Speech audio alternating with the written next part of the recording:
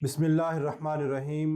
मुअज़्ज़ज़ नाज़रीन, आजकल एक सवाल आम है कि क्या अहमदी या कादियानियों को काफिर कहना दुरुस्त है या नहीं। जावेद गामदी साहब से भी सवाल हुआ तो उन्होंने कहा कि मेरी जो जितनी भी तकारीर हैं या जितने भी बयानात या जितने भी ब्लॉग्स हैं उनके अंदर आपको ये बात समझ आ जानी चाहिए कि मैं किसी भी ऐसे शख्स को काफिर नहीं कहता जो खुद को मुसलमान कहता हो। आपके ख्याल में कादियानियों को आप मुसलमान मानते हैं? मेरा नुक्ता नज़र बहुत अब तो वाज़े हो चुका। मैं हर उस आदमी को मुसलमान मानता हूँ जो अपने आप को मुसलमान कहता है।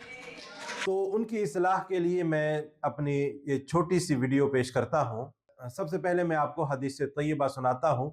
सही बुखारी 3455, 3706 और सही मुस्लिम 1842, 2404 के अंदर है। हुजूर सल्लल्लाहु अलैहि वसल्लम ने फरमाया, व इन्नहु ला नबिय्य बादी, और बेशक मेरे बाद कोई नबी नहीं है।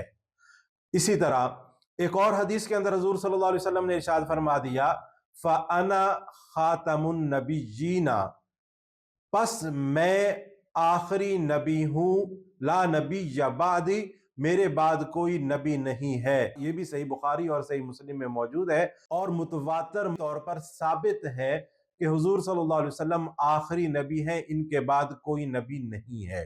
फिकही बहस की तरफ नहीं जाऊंगा, हदीस की बहस की तरफ नहीं जाऊंगा, तर्जमों की बहस में नहीं जाऊंगा, कवानीन शरीयत की तरफ नहीं जाऊंगा। मैं आपको सबसे पहले आईने पाकिस्तान बताता हूं। 1973 की दफा 263 के तहत वो शख्स मुसलमान नहीं समझा जाएगा जो हजरत मोहम्मद सल्लल्लाहु अलैहि वसल्लम को आखिरी नबी ना माने। आप सल्लल्लाहु अलैहि वसल्लम के बाद किसी मुद्दई नबुव्वत को नबी तस्लीम करे तो कानून पाकिस्तान के तहत वो शख्स काफिर है। 1974 की दूसरी आईनी तरमीम के जरिए से कादियानी और अहमदी ग्रोह को गैर मुस्लिम अकलियत करार दे दिया गया।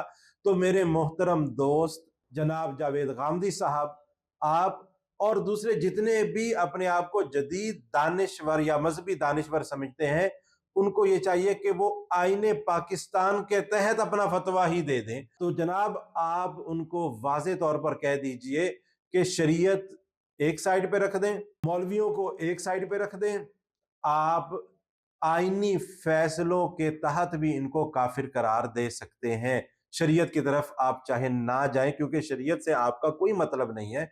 आप जो अपने आप को लिबरलिज्म के तहत मशहूर कर रहे हैं या एक नया दीन पेश करने की कोशिश करते हैं कि जी मौलवियों के चुंगल से जदीद अवाम को आज़ाद कराया जाए, तो आप शरीयत को छोड़ें। आप आईने पाकिस्तान के तहत भी इनको काफिर करार दे सकते हैं। अस्सलाम वालेकुम।